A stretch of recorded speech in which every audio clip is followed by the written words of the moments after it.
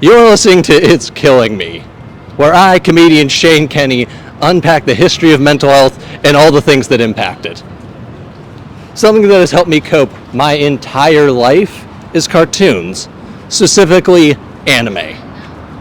That's why I'm here at Anime Expo in downtown Los Angeles. Cue the music.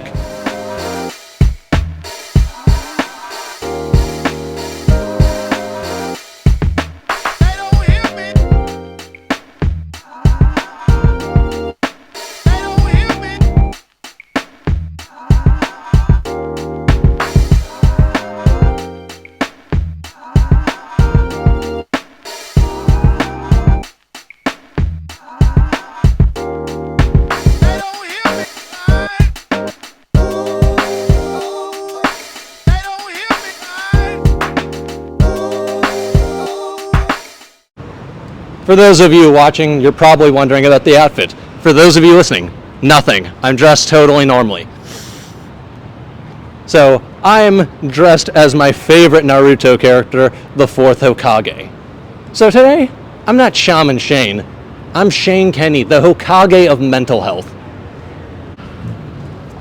Something that inspired this show in the year we were planning it were Naruto meme subreddits. One conversation that took place in a response to a meme that I have forgotten, but I remember the conversation. People were talking about how they personified their real struggles through the characters and the themes and the magic and curses in the show. This guy shared a story about how his sister was in the hospital and it wasn't looking good, and he told his sister, "You're like Rock Lee. The odds aren't looking good, but you're going to work hard and stay strong and try to heal and prove these doctors wrong." And that cheered her up because she had someone to see her struggles through. Kids who had experienced being loners related to Naruto and Gaara, not understanding why they were outcasted.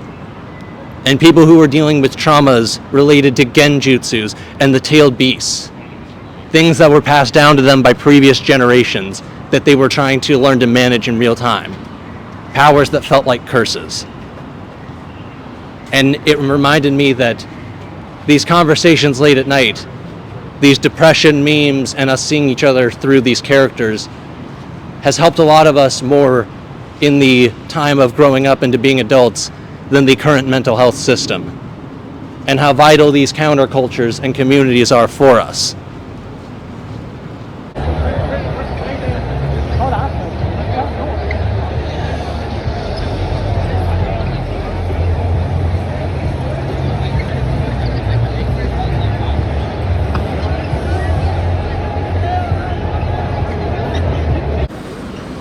We bump into our friend, episode 2 guest and producer, Sun Lu. Sun Lu, what animes characters have you personified yourself through? Like, what characters did you look at and think, oh, I see a bit of myself in that. That's someone I aspire to be like? Naruto. Hands down, Naruto. How so? You know, honestly, everything about him, and starting from the fact that he was one of the first, not the first animes I've ever watched, but one of the first ones I really committed to watching, and it was the anime dub of Naruto back in Toonami, and then I fell in love with his character because he was he was just a kid that had all the hate of the village on him for no reason, and yet still came in with an aggressive optimism, and that's what I loved about him, that he was aggressively optimistic. It wasn't like, oh, you know, we're gonna be, you know, I'm gonna save the day. No, it's like, no, I'm gonna be Hokage. Believe it. I don't care what you say. I don't care the trash talk you give me. I'm gonna be the Hokage one day. And he fought through thick and thin to prove that. Another reason why I relate to Naruto is because just the fact that he has the 9 tails locked in him, and the 9 tails like sort of represents a lot of his insecurities, a lot of his pain. And it's caused him a lot of anxiety and pain through his childhood and adult life, but he learned to manage it. Similar to how, you know, if you listen back to my bipolar episode, is how I channel and manage my own, mood swings. I use it as energy. I turn into something productive. So Naruto represents a lot from that angle. I just could always relate to him as a kid, and so he's always been an inspiration to me. I feel you. Naruto is very inspiring. Yes. And two of my favorite Naruto quotes are, one, the hate has to stop somewhere. And two, until you fight for others, you'll never be strong. I mean, as toxic as it sounds, we all want to identify with the hero. We all want to be an Uzumaki and a Hyuga, but being the drunk of my friend group for a while, I felt like the Sasuke of my friend group. I had a lot of intense emotions I handled the wrong way, and periodically I would try to fight everyone to rage. And I would disappear for a while and come back unannounced, trying to help, proving I was slightly better. And by the way, as much as I'm a Kage and he's a Shinobi, this interview is totally not coerced at all. Just friends, am I right? Maybe you'll get these back, maybe.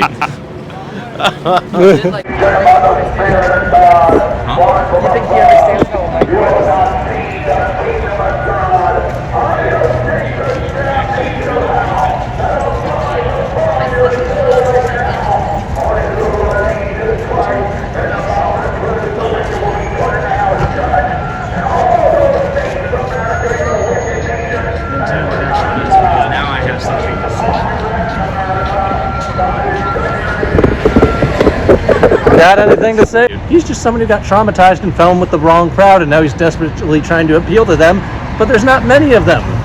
No. And there's more people here, and it sucks that no one is hurt by anime nearly as much as people are hurt by Christianity. Boy, the history nerd in me wants to get going on the Crusades alone. But I feel bad for him. Yeah. That being said, as an adult, these are kids' cartoons. These are people embracing the good side of their childhood, and you're going around in a van. It's like, maybe this is why you don't have friends. And I have encountered the Christian nutcases at many conventions before, and I feel bad for them, because ours is a lot more fun. The plot lines are a lot better than the Bible, and there's a lot less child molestation per convention. And for the Naruto fans, I understand the beard. Someone called me Vinland Saga Minato while I was here. And I'm all for it. That's a brilliant idea. That'd be a fun mashup. I was going to do Thor, the Thortho Kage.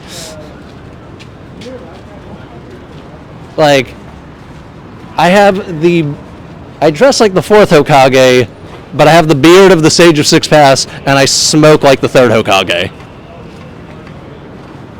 And I know, I look a little dinged up and withered. I look like if Minato lived long enough for Kushina to leave him for the fourth Raikage. I had to save the really geeky ones for the end. Cover the emotional, general stuff. But, stick around for the end, till the nerds. Isn't this a better way of going about this than screaming at the Bible from your rented van that you probably lied to the dealership about what you were going to do with? On the scene at Anime Expo in Los Angeles, I'm Shane Kenny, the Hokage of mental health. You're listening to It's Killing Me.